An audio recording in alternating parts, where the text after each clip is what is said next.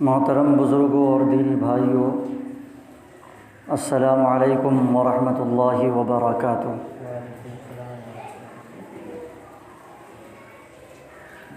آج کا جمعۃ الوداع ہے، رمضان المبارک کا آخری جمعہ ہے، اور انشاءاللہ آئندہ جمعہ عید الفطر ہے، اور یہ آخری عشرہ ہے، اور آخری عشرے کی بڑی فضیلت ہے۔ ویسے تو مہینوں میں سب سے افضل مہینہ رمضان المبارک ہے، اور عشروں میں سب سے بہترین عشرہ آخری عشرہ ہے رمضان کا، اور ان آخری عشرہ میں سب سے بہتر رات جو ہے وہ شب قدر ہے، جو 1000 مہینے سے زیادہ افضل ہے۔ جیسا کہ اللہ تعالیٰ نے قرآن کریم میں ارشاد فرمایا ہے، لیلۃ القدر خیر من الف شہر، کہ شب قدر 1000 مہینوں سے بہتر ہے، 1000 مہینوں سے بہتر ہے۔ اس کا حساب اگر ہم لگائیں تو 83 سال 4 مہینے بنتے ہیں۔ گویا کہ اگر کوئی انسان شب قدر میں عبادت کر لیتا ہے تو وہ 83 برس 4 مہینے سے زیادہ کی عبادت کا ثواب اس کو ملتا ہے۔ سب سے پہلی بات تو یہ ہے کہ شب قدر کو شب قدر کیوں کہا جاتا ہے، پھر اللہ تعالیٰ نے اس امت کو یہ رات کیوں عطا کیا۔ مختصر سی گفتگو ہوگی اس سلسلے میں، شب قدر کے سلسلے میں، کہ اس کا نام شب قدر کیوں ہے۔ لکھا ہے انما سمیت بذالک، کہ شب قدر کو شب قدر اس لیے کہا جاتا ہے لعظمھا ولقدرھا ولشرفھا، کہ چونکہ یہ رات بہت ہی عظمت والی رات ہے اور قدر و منزلت والی رات ہے، شرف و عزت والی رات ہے، اس لیے اس کو شب قدر کہتے ہیں۔ ایک تو وجہ تسمیہ یہ بیان کیا، دوسرا سبب یہ بیان کیا ہے کہ اس رات کے اندر ایک قابل قدر کتاب نازل ہوئی ہے، فیہا نزل کتاب ذو قدر علی لسان ذی قدر علی امت لہا قدر، کہ صاحب قدر رسول کی معرفت صاحب قدر امت کے اوپر یا امت کے لیے ایک قابل قدر کتاب نازل کی گئی ہے۔ وَلَعَلَّ اللَّهَ إِنَّمَا ذَكَرَ لفظة القدر فيها 3 مرات لهذا السبب، اور اللہ تعالیٰ نے سورہ قدر کے اندر 3 مرتبہ لفظ قدر کا تذکرہ کیا، اس وجہ سے کہ یہ 3 قابل قدر چیزیں ہیں۔ ایک قابل قدر کتاب ہے،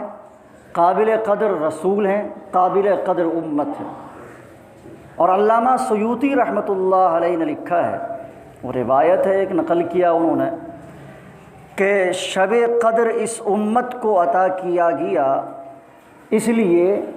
کہ اس امت کی خصوصیت ہے، باقی انبیاء سابقین کی جتنی امتیں آئی ہیں، گزشتہ جتنی امتیں گزری ہیں، کسی بھی امت کو شب قدر نہیں دیا گیا۔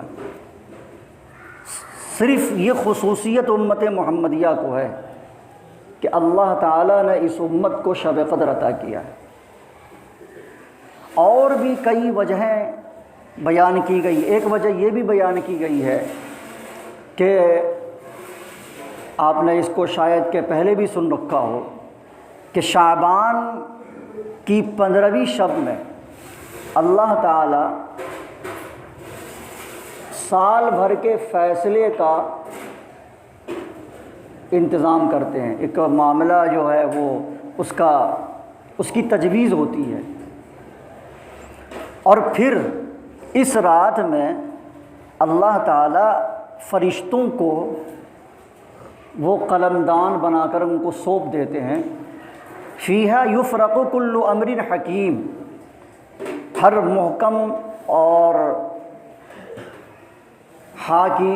حکیمانہ فیصلے کا معاملہ اس رات کے اندر صادر ہوتا ہے۔ یعنی ہر چیز کے 2 درجے ہوتے ہیں، ایک تجویز ہوتی ہے، آپ دیکھتے ہوں گے، سنتے بھی ہوں گے، نوٹیفیکیشن ہے نا، سرکار کا بھی جو اصول ہے وہ یہی کہ پہلے تجویز عمل میں آتی ہے، پہلے ریزولیشن پاس ہوتا ہے، پھر اس کے بعد اس کی تنفیذ ہوتی ہے، اس کا نفاذ ہوتا ہے، پھر حکم کو لاگو کیا جاتا ہے۔ ایسا نہیں کہ کوئی حکم بنایا اور سیدھے ایک دم بالکل لاگو کر دیا، ایسا نہیں ہوتا ہے۔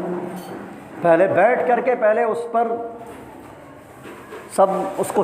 دیکھتے ہیں، غور و فکر کرتے ہیں، ہے نا، ریزولیشن پاس ہوتا ہے، پھر اس کے بعد اس کا نفاذ ہوتا ہے۔ اسی طرح اللہ تعالیٰ شب برات کے اندر اس کی تجویز فرماتے ہیں، ریزولیشن پاس ہوتا ہے، اور پھر نفاذ جو ہے شب قدر میں ہوتا ہے۔ تو یہ ایک وجہ یہ بھی بیان کی گئی ہے، اس لیے اس کو شب قدر کہتے ہیں۔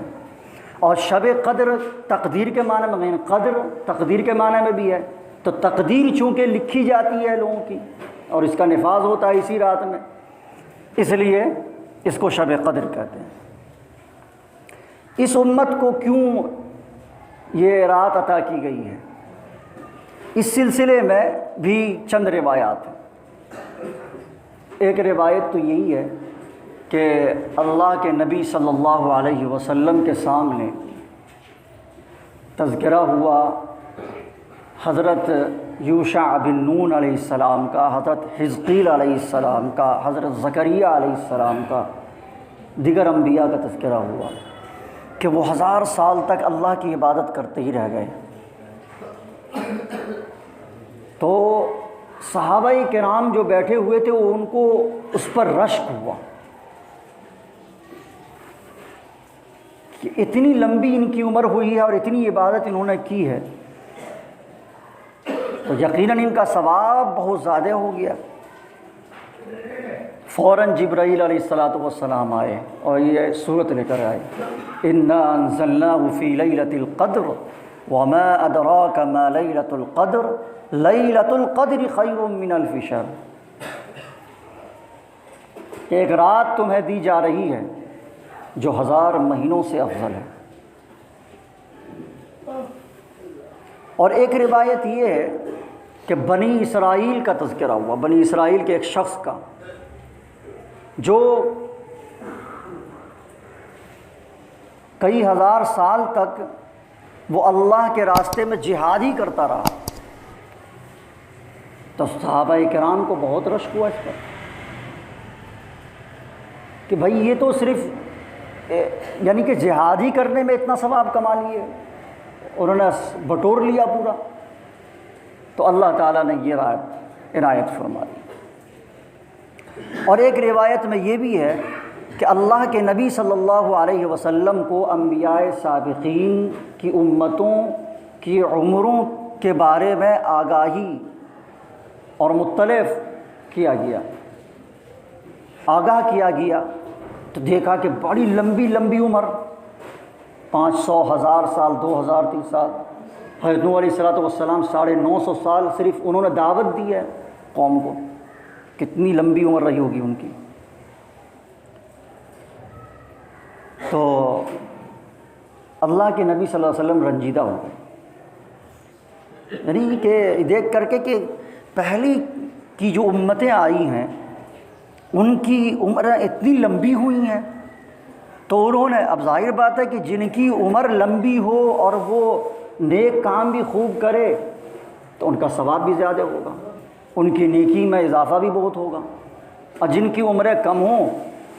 اور نیک کام کرے تو ظاہر بات ہے کہ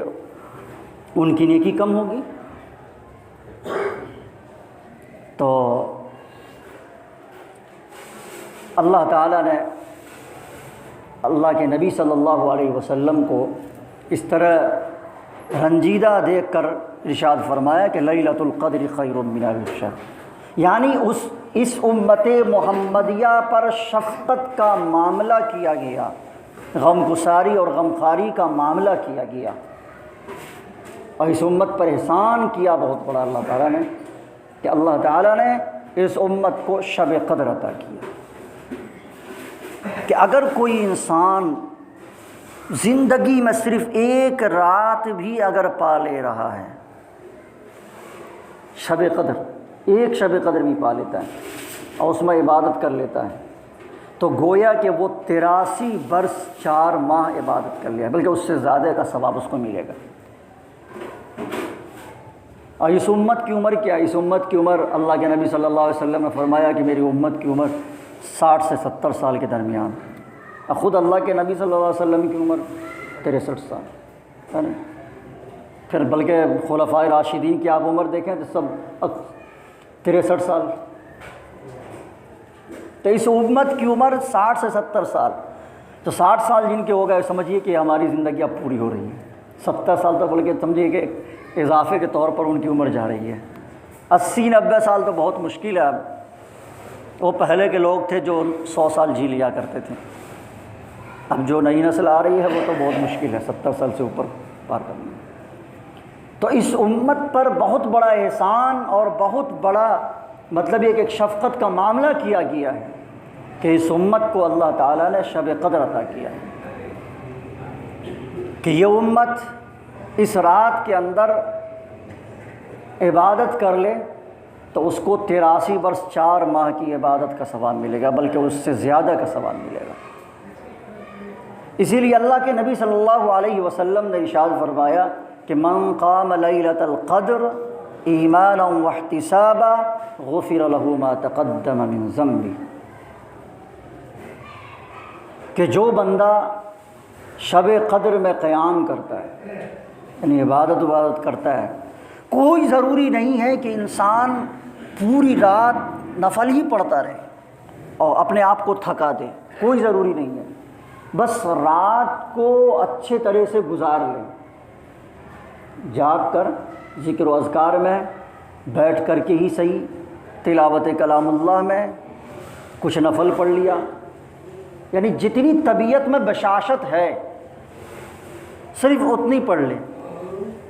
تو فرمایا ایمان و احتسابا، شرط یہ ہے کہ ایمان کے ساتھ ہو، یعنی خالص اخلاص کے ساتھ، اللہ ریاکاری دکھانے کے لیے نہیں بلکہ اللہ کی خوشنودی کے لیے، واحتسابا اور اجر و ثواب کی امید لیتے ہوئے، تو فرماتے ہیں کہ اللہ تعالیٰ ان کے تمام پچھلے گناہوں کو معاف فرما دیتے ہیں، اور یہ ثواب تو آگے جو مل رہا ہے 83 برس 4 ماہ کا وہ تو الگ ہے۔ تو شب قدر اللہ نے ہمیں عطا کیا ہے تو ہمیں چاہیے کہ اس کی قدردانی کریں۔ صلی اللہ علیہ وسلم نے ارشاد فرمایا کہ شب قدر کو رمضان کے آخری عشرے کی طاق راتوں میں تلاش کرو۔ اب ظاہر بات ہے کہ رمضان کے 3 عشرے 10-10 دن کے ہوں تو آخری عشرہ کون سا ہوگا؟ 21 سے بنے گا، تو 21 سے 9 دن یا 10 دن بنتے ہیں۔ اگر 29 کا مہینہ ہو تو 9 دن، اور 30 کا مہینہ ہو تو 10 دن، اس میں بھی آپ کو 5 راتیں ملیں گی، بس 9 کا ہو یا 10 کا ہو 5 رات، 21، 23، 27 25 27 29 5 رات۔ تو 2 رات گزر چکی ہے، 3 رات ابھی باقی ہے۔ اگر کوئی انسان مغرب کی، عشاء کی اور فجر کی نماز باجماعت پڑھ لیتا ہے اٹھ کر کے، تو اس کو بھی انشاءاللہ اس کا ثواب ملے گا۔ تکبیر اولیٰ کے ساتھ، یعنی وقت سے پہلے آتا ہے اور پورے طور پر دل جمعی کے ساتھ نماز پڑھ لیتا ہے، یہ تینوں وقت کی، تو اس رات کا ثواب اس کو مل جائے گا۔ ہو سکتا ہے کہ اگر ہم ایسا کریں، اگر مان لیا کہ ہم رات میں جاگ نہیں پاتے ہیں، تو ایسا تو ممکن ہے نا کہ بھائی سحری کے وقت میں ہم جاگتے ہیں، سحری کے وقت میں اگر جاگتے ہیں، وضو کر لیں، 2 رکعت ہی پڑھ لیں، نہیں زیادہ دل کر رہا ہے تو 4 رکعت 6 8 رکعت نہیں پڑھ سکتے ہم، تو 2 رکعت ہی پڑھ لیں، تو پورا کا پورا ثواب مل جائے گا انشاءاللہ۔ اور اتنا بھی اگر خدا نہ خواستہ نہیں ہوتا ہے، اتنا بھی نہیں ہوتا ہے، تو اس بات کا ضرور ہم اہتمام کریں کہ مغرب، عشاء اور فجر باجماعت تکبیر اولیٰ کے ساتھ اہتمام کریں نماز پڑھنے کی انشاءاللہ، ہے نا، تو پورا ثواب انشاءاللہ ملے گا۔ شب قدر کی تعین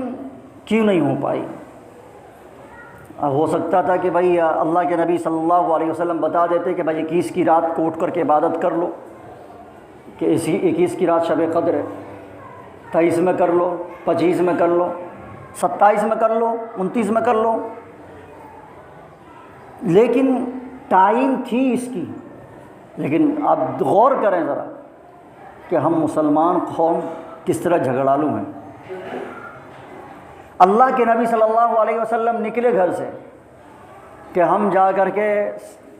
لوگوں کو بتائیں کہ فلاں رات شب قدر ہے، تم اس رات میں عبادت کرو، اس رات کو زندہ کرو، شب زندہ دار بنو۔ لیکن جب آپ گھر سے نکلے تو دیکھا کہ 2 آدمی آپس میں لڑ رہے ہیں، تعین اٹھا لی گئی۔ تو جہاں یہ بات ہے کہ تعین اٹھا لی گئی، تو اس کی ایک وجہ یہ بیان کی گئی کہ دو مسلمان آپس میں لڑ رہے تھے۔ آج ہماری قوم آپس میں کس قدر لڑ رہی ہے، باتوں میں لڑ رہی ہے، اور پھر اب کسی ایک ادنا سی بات کو لوگ جو ہے نا لے کر بہت ساری بات بنا لیتے ہیں۔ چھوٹی سی بات ہوتی ہے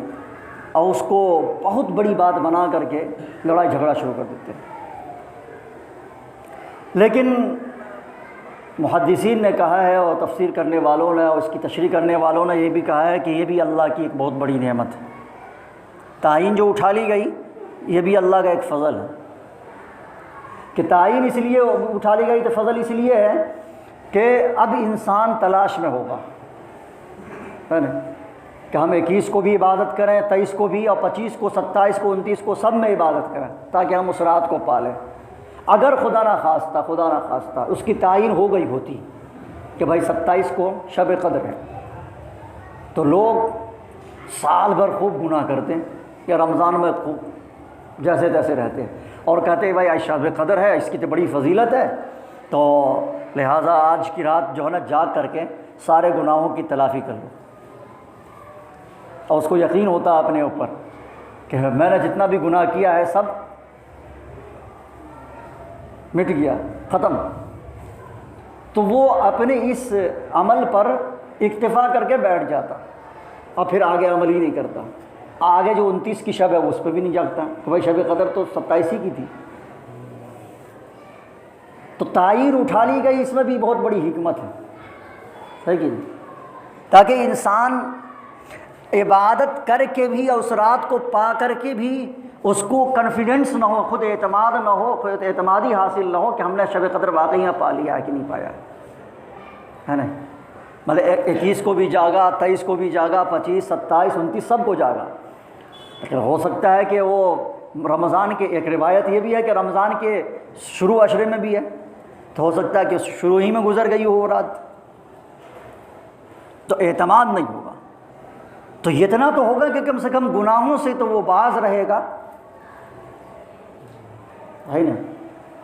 تو اس لیے شب قدر کی تعین جب اٹھا لی گئی تو اس میں بھی بہت بڑی حکمت رکھ دی گئی ہے۔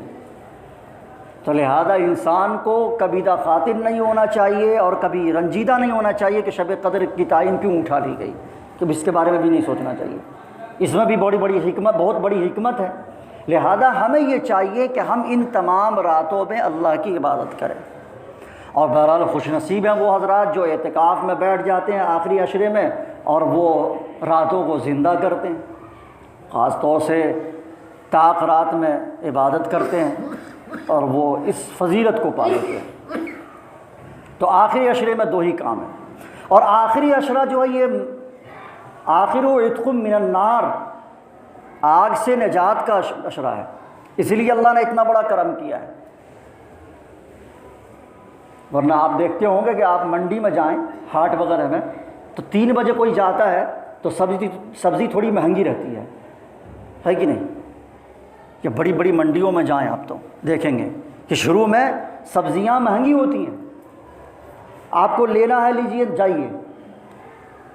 نہیں دے گا آپ کو، کم کر کے نہیں دے گا۔ اور آخری میں جائیے تو یہ دیکھے گا کہ بھائی مجھے جتنا بیچنا تھا میں نے بیچ لیا ہے، اب تھوڑا سا رہ گیا ہے تو چلو کم سے کم 2-4 پیسے کبھی کر کے، روپے کم کر کے ہی دے دیں، 10 روپیہ کم کر کے ہی دے دیں، لے جاؤ،